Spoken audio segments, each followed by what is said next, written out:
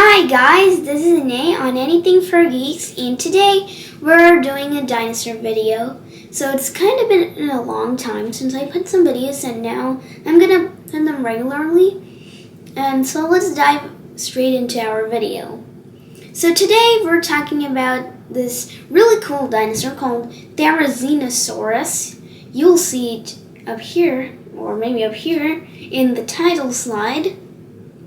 And Therizinosaurus is a very strange dinosaur, and today we're going to be talking about why it's so strange and a bit about what it's related to and when it lived, like we do with most dinosaurs. So, Therizinosaurus was actually a plant eater, although it had like these gigantic claws, and Therizinosaurus had plant-eating teeth, so that's how we know that it was a plant eater. So you might be asking, well, if Therizinosaurus was a plant eater, what did it use those claws for? At first, people thought that they might be used for defense. Then now the hypothesis is that it used these claws to grip and strip branches of their leaves, because the claws aren't well suited for like defense too much. Now, Therizinosaurus, it has a lot of relatives. It has its own family called the Therizinosaurids because it's the most famous member of that family. But this family is really old. It also belongs to the clade, I think. It's a clade, I think. It's Maniraptora, which includes I think it's a Maniraptoriform, but anyway, it's related to a Maniraptorans, which are like birds and troodonts and raptors. So Therizinosaurus doesn't bear much resemblance to them. Here's a fun fact about Therizinosaurus, though it was so strange that when paleontologists first discovered it, people actually thought that it was a turtle. The reconstruction doesn't look much like a turtle if you ask me. I bet that the people back then thought that those gigantic claws were flipper bones. Anyway, I'm getting sidetracked. Well, not sidetracked, but still not. This isn't about turtles, so yeah. Therizinosaurus lived in the Gobi Desert of the late Cretaceous, and as you can see in the background, it was not much of a desert back then. Actually, it was the Gobi jungle and not the Gobi Desert. So then it would have a lot of food to feast upon. However, this is not to say that Therizinosaurus was defenseless.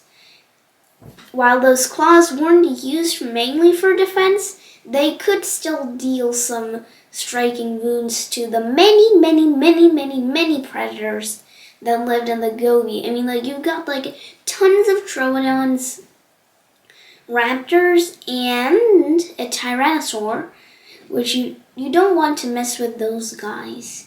T-Rex, nope. And Tarbosaurus is the guy who lived in Mongolia, but no matter for that, we'll talk about him in a later episode. So, Therizinosaurus, it has a lot of relatives, and we think that one of its relatives may be the earliest Maniraptoran relative, or Maniraptoriform, as they're properly called. So Maniraptoriforms are these, they're basically the closest relatives of Maniraptorans and Maniraptorans, and Therizinosaurs are one of them. So we know that Therizinosaurus had feathers.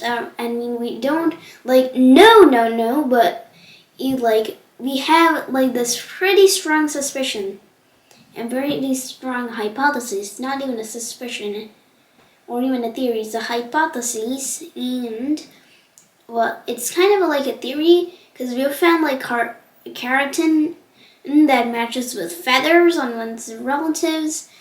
So yeah, and my reconstruction, well, it's not my reconstruction, I took it from like Wikipedia, but that reconstruction, I don't know where it is. I think it's up here, or it's going to be up here, but anyway, above me, the reconstruction of Therizinosaurus has a lot of feathers.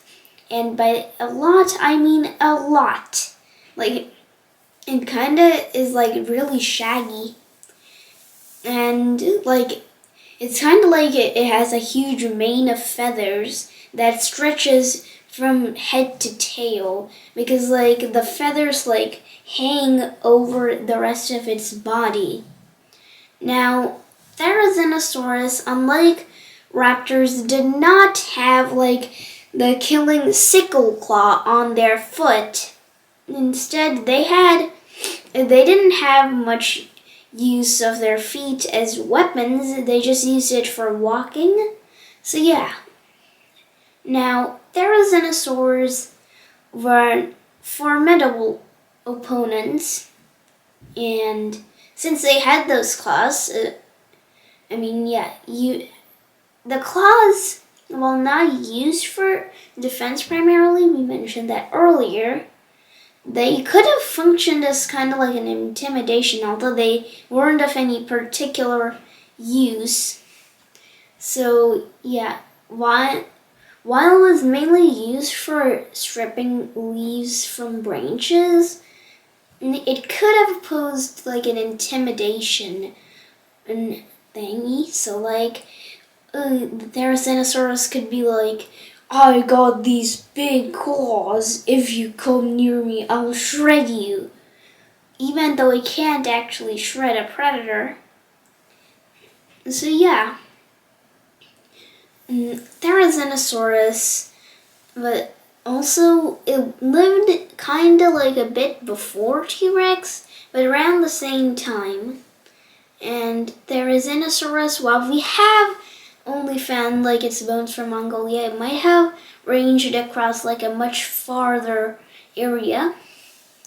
We certainly know that its relatives were like all over the world, because we have a specimen in North America, specifically from New Mexico, called Segnosaurus. I don't know if it's New Mexico, but definitely in the Southwest, there's this guy called Segnosaurus. And then we have like this Therizinosaur ancestor called Falcaria, which lived much, much, much earlier than the later Therizinosaurs, like our buddy the Therizinosaurus and the Segnosaurus. Now, Therizinosaurs look similar to ornithomimosaurs, and that's because they're kind of related, closely related. But ornithomimosaurs don't have any teeth at all. At least the advanced ones don't. Their ancestors had teeth, definitely had teeth. But these guys are omnivorous as well. They eat both plants and animals. But I'm getting sidetracked, so yeah. The Therizinosaurus is a pretty cool creature. And the Therizinosaurus, the name actually means scythe lizard, or scythe lizard, because it had like these big claws. And an interesting fact is there's another animal, or another dinosaur with gigantic claws and hands called Dinosaurus that looks like a Therizinosaur, but is actually more closely related to the ornithomimosaurs.